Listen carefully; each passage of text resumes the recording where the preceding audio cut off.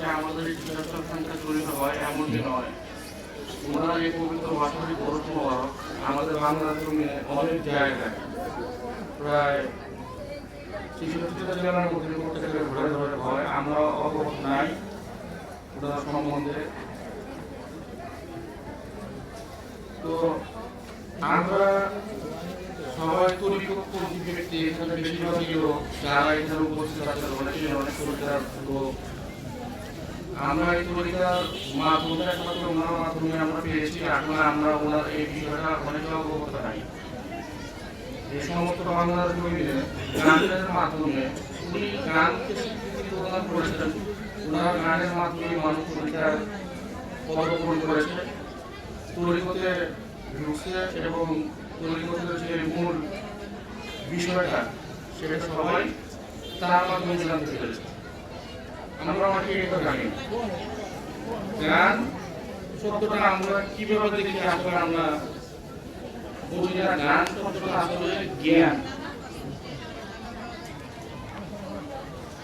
সব গানই উশৃঙ্খল গান না। আমরা গান বাজনাকে খারাপ বলে আখ্যায়িত করি, আমরা গান বাজনাকে বিভিন্নভাবে বিভিন্ন মন্তব্য করি। আসলে গান শব্দটা জ্ঞান। আমাদের বাজনার দিকে তাকিয়ে কোনো লাভ নাই। আমাদের গান কি জিনিস সেটা যে কোনো লাভ নেই। আমাদের জানতে হবে যে সেই গানের মধ্যে কি বলতেছে, সেই গানের মধ্যে কোনো নাস্তিক কথা আছে কিনা, সেই গানের মধ্যে কোরআনের বাইরে কোনো কথা আছে কিনা। যদি সেই সমস্ত গান বাজনার মধ্যে কোরআন বিরোধী কোনো কথা থাকে, কোরআন এবং হাদিসের বাইরে কোনো কথা থাকে, তাহলে সেই সমস্ত গান বাজনা হারাম। সেই সমস্ত গান বাজনা হারাম, যে সমস্ত গানের সাথে কোরআনের কোনো সামঞ্জস্যতা থাকে না। আর আমরা তরিকতপন্থী, যারা তৌহিদপন্থী, আমরা যারা সুফিবাদের লোক আছি, আমরা যে গান শুনি সেই গান মানুষকে আত্মার খোরাক প্রদান করে। যেমন সুলতানুল হিন্দ খাজা গরিবের নওয়াজ আত্মায় রাসূল বলে ওনাকে আমাদের রাসূল আকরাম সাল্লাল্লাহু আলাইহি ওয়াসাল্লাম আখ্যায়িত করেছেন। আত্মায় রাসূল বলে আখ্যায়িত করেছেন। উনি গান বাজনা করেছেন। ওনার গানের মধ্যে জিকির ছিল প্রচুর, শ্যামা ছিল। মানুষের মধ্যে তখন থাকতে পারত না। ওনার যে গান, সেই গানের মধ্যে জিক্রে ইলাহি ছিল, আল্লাহর জিকির ছিল। আমরা ইবাদত, বন্দেগী, নামাজ, রোজা, হজ, যাকাত এই সমস্ত কিছু পালন করে কখনো আল্লাহকে খুশি করতে পারবো না। আল্লাহকে খুশি করার বিষয়টা আলাদা। আমরা নামাজ পড়ে জান্নাত পাবো, রোজা করে আমাদের নফসকে শক্তিশালী করতে পারবো, যাকাত দিয়ে সম্পদ বৃদ্ধি করতে পারবো, হজ করতে পারবো। কিন্তু এগুলো সম্পূর্ণ সব ইবাদত বন্দেগীগুলোই আমাদের নিজেদের জন্য, আমাদের স্বার্থের জন্য। কিন্তু একটা ইবাদত বন্দেগী আমাদের আল্লাহর জন্য নয়। আল্লাহর জন্য একটা ইবাদত বন্দেগী হয়। এখন আমরা যদি আল্লাহ কি চায় এই বিষয়টা যদি আমরা না বুঝি, তাহলে আমরা কখনো আল্লাহকে খুশি করতে পারবো না। এই যে আমরা এই পবিত্র ওরস মোবারক আমার মুশরিকদের নামে আমরা করতেছি, এই ওরস করলে আমরা কিন্তু জান্নাতি হয়ে যাব না।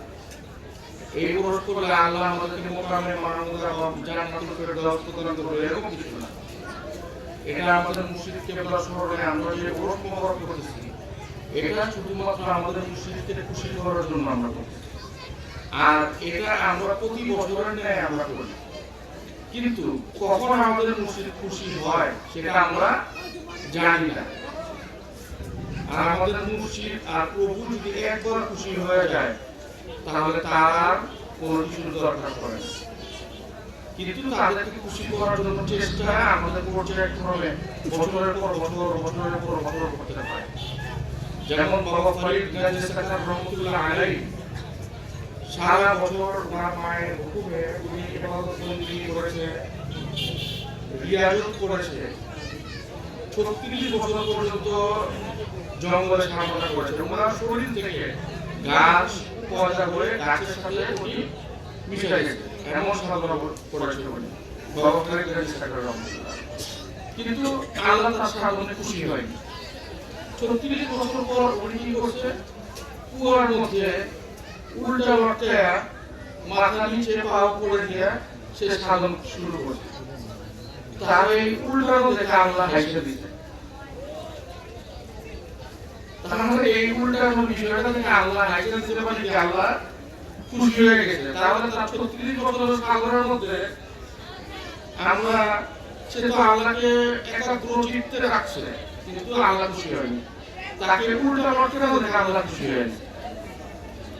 তার মানে আল্লাহকে কিভাবে খুশি করা যায় এটা আসলে কেউ জানে না।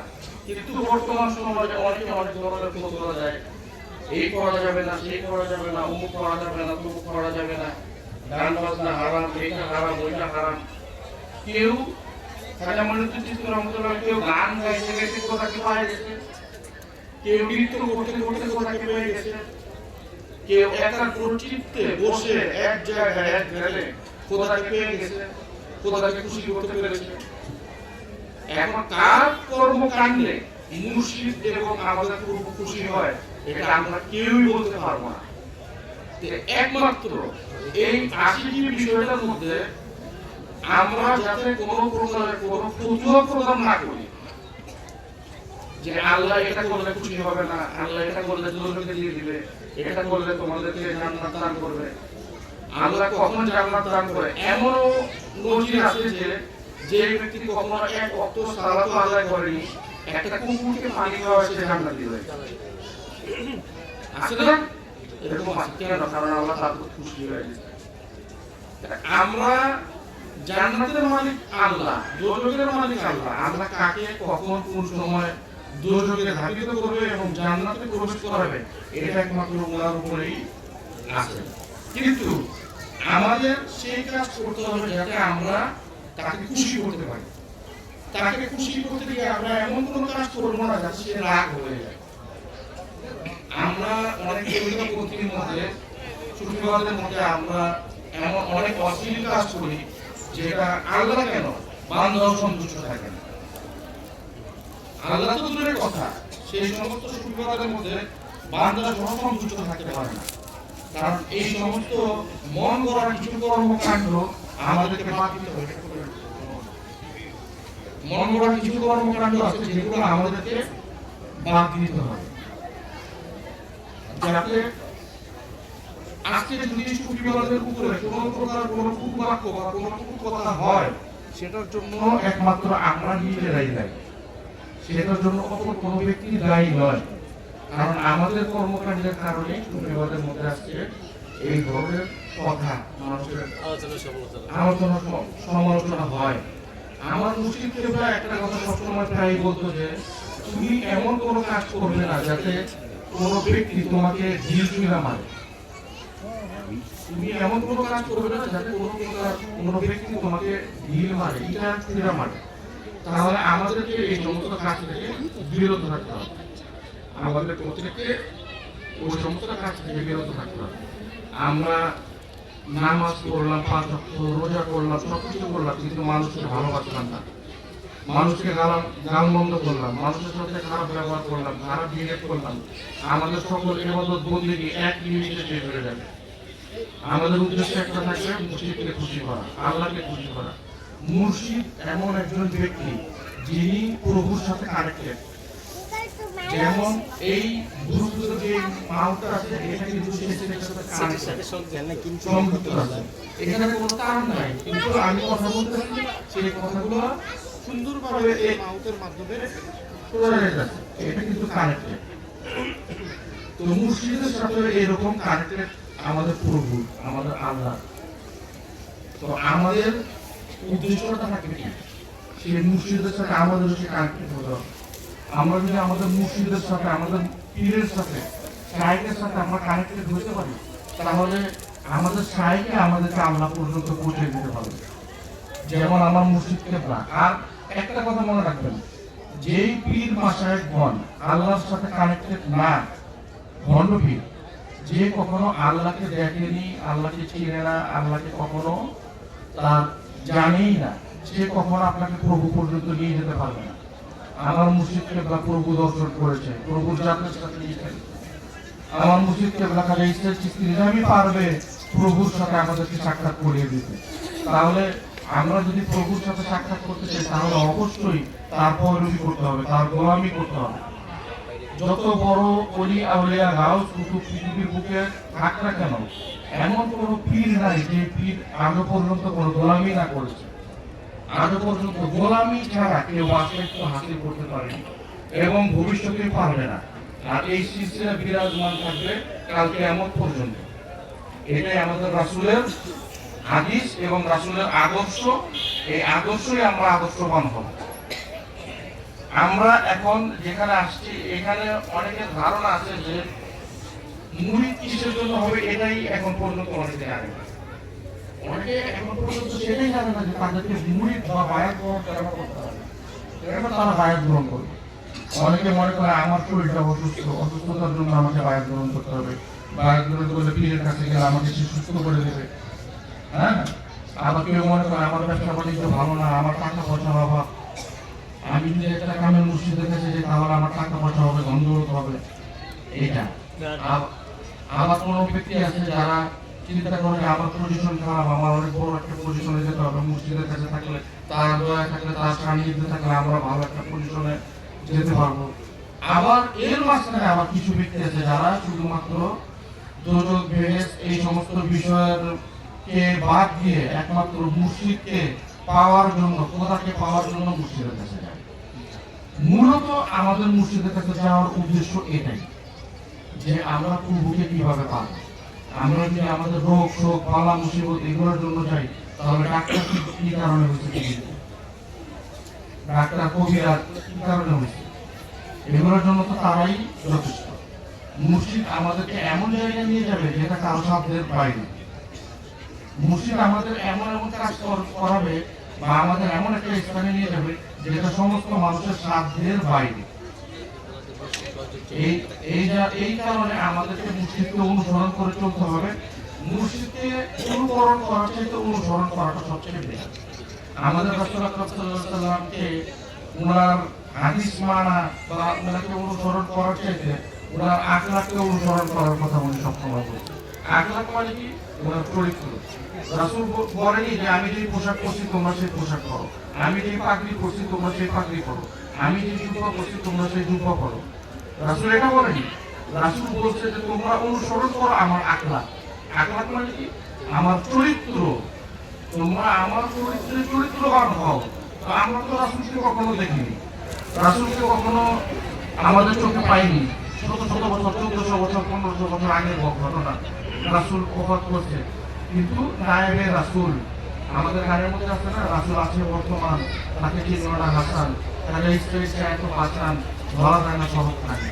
তো আমরা আমাদের মুর্শিদকে, মুর্শিদের আখলাককে অনুসরণ করি, আমরা পদার্পণ করবো। মুর্শিদের আখলাক অনুসরণ করে যদি আমরা পদার্পণ করতে পারি তাহলে আমরা সেই লাভ মোকাম পর্যন্ত পৌঁছাতে পারবো যেখানে প্রভুর সাথে দর্শন হয়। রাসূল এবং আল্লাহ তাআলা কোরআনে কি ঘোষণা দিয়েছে? as-সালাতুল মিরাজুল মুমিন। মুমিন যখন সালাত কায়েম করে আল্লাহর সাথে তার মিরাজ হয়। কিন্তু মুমিন যখন সালাত কায়েম করে আল্লাহর সাথে সে মিরাজ হয়, তাহলে আমরা যে 5 ওয়াক্ত সালাত করতেছি, রোজা, নামাজ, হজ, যাকাত যা কিছু করতেছি, এটা তো মিরাজে যাওয়ার পরে রাসূল আনছে দুনিয়াতে। 5 ওয়াক্ত নামাজ, রোজা, হজ, যাকাত যা কিছু আমরা পাইছি, এই বিষয়গুলো মিরাজে যাওয়ার পরে রাসূল আনছে। কিন্তু আল্লাহ তো ঘোষণা দিয়েছে as-সালাতুল মিরাজুল মুমিন। তাহলে মুমিন কোন সালাতের মাধ্যমে আল্লাহর সাথে মিরাজ হয়েছে? আমাদেরকে সেই সালাত কায়েম করতে হবে। সেই সালাত হচ্ছে দায়মি সালাত। সেই সালাত আমাদের মুর্শিদ কিংবা আমাদেরকে দিবে, যেটা রাসূল আকরাম সাল্লাল্লাহু আলাইহি ওয়াসাল্লাম মাওলানা আলী কারামুল্লাহ ওয়াজহুকে দিয়েছিল। আমাদের মুর্শিদ আমাদেরকে দিবে, আমরা সেই সালাতের মাধ্যমে আমরা প্রভুর দর্শন পাবো। আর আমাদের উদ্দেশ্য এটাই হতে হবে যে প্রভুকে কিভাবে পাওয়া যায়, এছাড়া দ্বিতীয় কোনো উদ্দেশ্য নাই। আর মুর্শিদের কাজ কি? এতক্ষণ আমরা যা বললাম ভক্তের কাজ, মুর্শিদের কাজ কি? মুর্শিদের কাজ হচ্ছে এই একটা মানুষ, সাধারণ মানুষ যারা পীরের কাছে যায় তারা একটা মাছির মতো, তারা একটা মাছির মতো। একটা মাছি ভালো জায়গায় বসে, মন্দ জায়গায় বসে। তার মানে সেই ব্যক্তিটা ভালো কাজও করে, মন্দ কাজও করে। তো মুর্শিদের কাজ হচ্ছে যে সেই মাছিকে মৌমাছিতে পরিণত করা। মৌমাছি কখনো খারাপ জায়গায় বসে না। মৌমাছি দেখবেন সবসময় ফুলের মধ্যে বসে, ফুলের থেকে মৌমাছি মধু সংগ্রহ করে। মুর্শিদের কাজ হচ্ছে তার কাছে যে যাবে তাকে মৌমাছিতে পরিণত করা। তাকে যদি মৌমাছিতে পরিণত করতে পারে, মৌমাছিতে পরিণত করলে তার থেকে কি পাবো? মধু পাবো।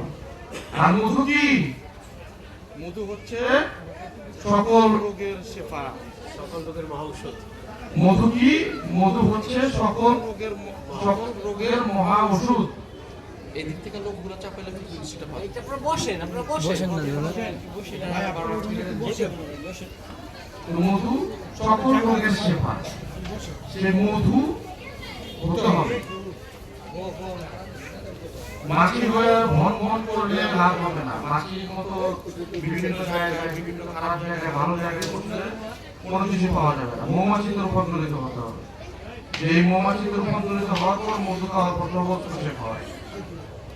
মুড়িদ এমন এক পর্যায়ে চলে যাবে যে তার মাধ্যমে মানুষ সেবা পাবে। সেই মুড়িদও এক সময় পীরে পরিণত হবে।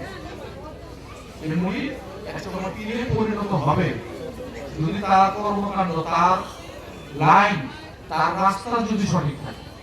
উনি যদি ইহদিনাস সিরাতাল মুস্তাকিমের পথে চলতে পারে, তাদের পথে, যাদের প্রতি আল্লাহর অনুগ্রহ দান করা হয়েছে, তাদের পথে নয় যাদের প্রতি আল্লাহর গজব নাযিল করা হয়েছে। এই জিনিসগুলা প্রত্যেককে খেয়াল রাখতে হবে। আর মুর্শিদের কাছে আপনারা রোগ শোক বালা মুসিবত এটার জন্য আপনারা যেটা চান সেটা অবশ্যই মুর্শিদে দেখবে, অবশ্যই দেখবে। কিন্তু মূলত মুর্শিদের কাছে এই জিনিস পাওয়ার জন্য কেউ বায়াত গ্রহণ করেন না। বায়াতের মূলত উদ্দেশ্য হচ্ছে যে আপনাদেরকে প্রভুকে পেতে হবে, প্রভুর জাতের সাথে মিশতে হবে। আজও পর্যন্ত যত পীর মাসায় গাউস কুতুব আফদাল মুনি ঋষিগণ যারাই আছে প্রত্যেকে এই রাস্তায় ধাবিত হয়েছে আল্লাহকে পাওয়ার জন্য। তুমি আমি বলছি যে আল্লাহকে পাইতে হলে আল্লাহকে রাজি খুশি করতে হবে। আল্লাহ কোন কাজের মাধ্যমে খুশি হয়ে যায় এটা আমরা কেউ বলতে পারি না। একজন আল্লাহর প্রতি ফানা হয়ে ধ্যানে বসে আছে, আল্লাহ দেখা গেছে তার প্রতি খুশি হয়ে গেছে। আবার একজন ধ্যানের পর ধ্যান সারা জীবন বফারিদের কথা বললাম, আল্লাহ খুশি হয়নি। উনি উল্টা যখন লটকেছে তখন আল্লাহ খুশি হয়ে গেছে। একজন নাচতেছে নৃত্য করতেছে, প্রভুর জাতের সাথে সেটা প্রভুর গুণগান করতেছে, প্রভু তার প্রতি খুশি হয়ে গেছে। একজন গান বাজনা করতেছে, গান বাজনার মাধ্যমে প্রভু খুশি হয়ে গেছে। এখন প্রভু কখন খুশি হয়ে যায় এটা তার ব্যাপার। একটা মানুষের কথা আপনি চিন্তা করেন না, আপনাকে কেউ ইচ্ছা করে হাসতে পারবো না। দেখবেন যে এমন একটা কথা বলবো, ওই কথা আপনি হাসতে দিবেন, কিন্তু সব কথা কিন্তু আপনি হাসবেন না। সব কথা কিন্তু আপনার হাসি আসবে না। এমন একটা কথা বলবো যেটা আপনার হাসি আসবে। এইরকম প্রভুকেও প্রভু এমন একটা বিষয় দেখবে যেটার মাধ্যমে সে খুশি হয়ে যায়। তবে আমাদেরকে তার কাজ পর্যায়ক্রমে আমাদের প্রতিনিয়ত করতে হবে। যেমন আমরা প্রতি বছর মুর্শিদের উরস করি, প্রভুর গুণগান করি, তার সম্বন্ধে আলাপ আলোচনা করি, কিভাবে মুর্শিদকে পাওয়া যায়, কিভাবে খোদাকে পাওয়া যায়, কিভাবে আমরা সঠিক পথে যেতে পারবো, আমরা সবসময় আলোচনা করি। কিন্তু সবাই তো এই বিষয়গুলো পালন করে না। সবাই এই বিষয়গুলো পালন করে না। সবাই অনেকে পীরদেরকে দোষারোপ করে, কিন্তু পীরেরা মূলত দোষারোপকারী না। যার যার দোষের জন্য সেই ভক্তবিন্দু দায়ী।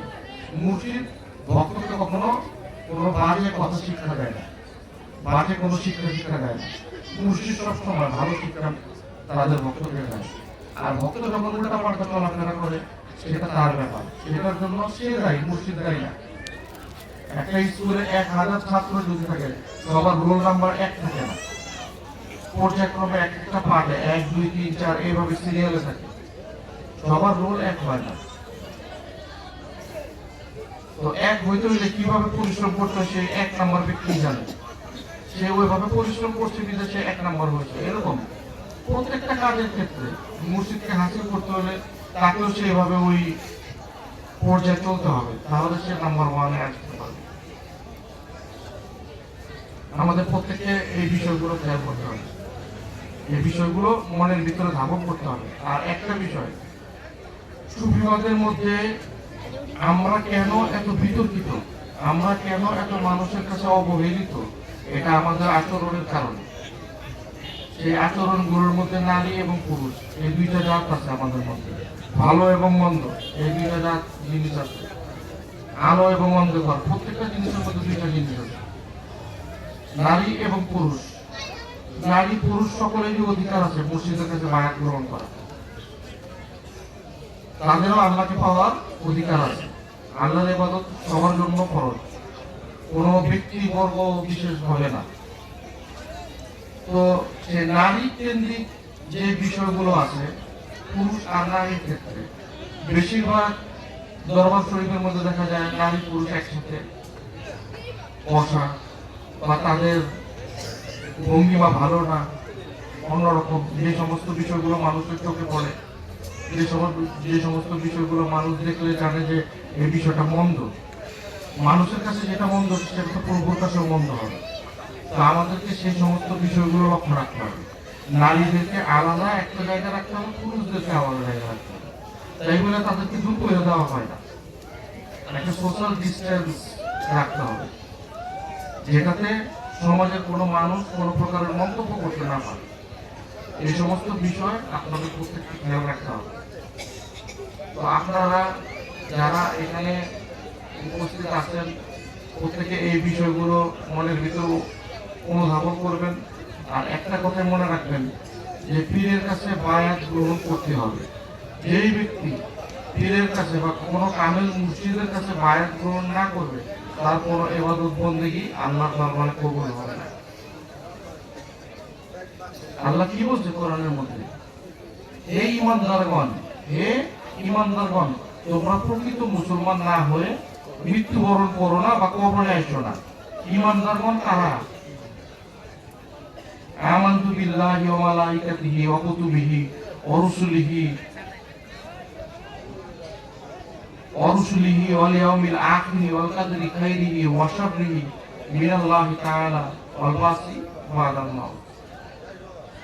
আমানতু বিল্লাহি মানে ঈমান আনতে হবে কি, ওয়া মালাইকাতিহি মানে মালাইকাগণের প্রতি ঈমান আনতে হবে, ফেরেশতাদের প্রতি ঈমান আনতে হবে, ওয়া কুতুবিহি আল্লাহর কিতাবের প্রতি ঈমান আনতে হবে, ওয়া রাসূলিহি আল্লাহ যে যুগের পর যুগ রাসূল প্রেরণ করেছে, মুর্শিদ প্রেরণ করেছে, পীর প্রেরণ করেছে, তাদের প্রতি ঈমান আনতে হবে। রাসূল যারা আল্লাহর রিসালাত বার্তা গ্রহণ করে, ওয়া রাসূলিহি ওয়াল ইয়াউমিল আখির আখিরাতের প্রতি ঈমান আনতে হবে, ওয়াল কদরি খাইরিহি ওয়া শাররিহি তকদীরের ভালো এবং মন্দ উভয় প্রতি ঈমান আনতে হবে, ওয়া শাররিহি মিনাল্লাহি তাআলা ওয়াল বাসি বাদাল মাউত এবং মওতের প্রতি ঈমান আনতে হবে, আমাদের এক সময় মৃত্যুবরণ করতে হবে।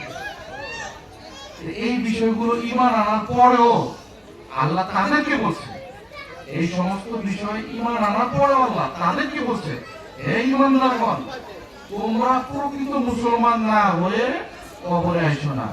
তাহলে যারা ঈমান আছে তারা কি মুসলমান না? মুসলমান না হয়ে আল্লাহর প্রতি ঈমান আছে, কোরআনের প্রতি ঈমান আছে, রাসূলের প্রতি ঈমান আছে। প্রত্যেকে তো মুসলমান হয়ে এগুলো বিষয়ের প্রতি ঈমান আনছে, ঈমান আনার পরে মুসলমান হয়েছে। যার কারণে আল্লাহ বলছে প্রকৃত মুসলমান না হয়ে কবরে এসো না। প্রকৃত মুসলমান কিভাবে হইতে হয়? একজন কামেল মুর্শিদের হাতে হাত দিয়া বায়াত গ্রহণ করার মাধ্যমে প্রকৃত মুসলমান হওয়া যায়। যখন একজন কামেল মুর্শিদের হাতে হাত দিয়ে বায়াত গ্রহণ করবে তখন সে প্রকৃত মুসলমান হিসেবে আল্লাহর কাছে গণ্য হবে। আল্লাহ ততক্ষণ পর্যন্ত একজন ব্যক্তিকে বান্দা বলে স্বীকৃতি দেবে না যতক্ষণ পর্যন্ত মুর্শিদ তাকে মুরিদ বলে স্বীকৃতি দেয়। মুর্শিদ যখন একজন তার মুরিদকে মুরিদ বলে স্বীকৃতি দেবে, রাসূল তখন তাকে তার উম্মত বলে স্বীকৃতি দেবে।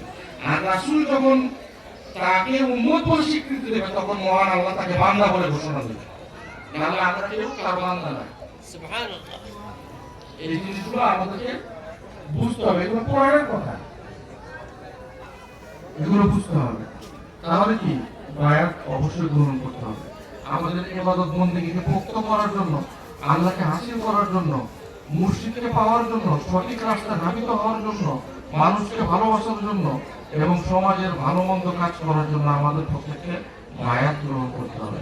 বায়াত গ্রহণ করতে হবে ওই জায়গায় যে জায়গায় গেলে প্রভুকে পাওয়া যায়, প্রভুর ঘেরান পাওয়া যায় সেই ব্যক্তির কাছে বায়াত গ্রহণ করতে হবে। দেশে জায়গায় বায়াত গ্রহণ করা যাবে না। বর্তমান জামানার মধ্যে ভণ্ড পীরের কোনো অভাব নাই, ঘরে ঘরে পীর সাহেব, কিন্তু ভক্ত পাওয়া যায় না। তো আপনারা সবাই এই বিষয়গুলো খেয়াল করবেন। সামনে পবিত্র শবে বরাত অনুষ্ঠিত হবে। সেই শবে বরাতে আমাদের বালুরঘাট দরবার শরীফে হযরত শাহ মুয়াজ্জিন সুফি মোহাম্মদী ওরফে হাফেজ শামসুল হক সাহেব এলাহাবাদী, উনার পবিত্র ওরস মোবারক চিটাচর খানকা শরীফ থেকে, বাবুরচর খানকা শরীফ থেকে অনেকে বালুরঘাট দরবার শরীফে যায়। তো আপনাদের প্রত্যেককে আমি দাওয়াত করলাম যাতে আপনারা সবাই সেখানে উপস্থিত থাকবেন ইনশাআল্লাহ। আর সময় খুব সংক্ষিপ্ত, সময় খুব শর্ট, যেহেতু সামনে আমাদের সামনে মাহফিল হবে। এখন সময় নষ্ট করা যাবে না, আমরা ফাতিহা শরীফ দিয়ে খবর বিতরণ করে দেবো।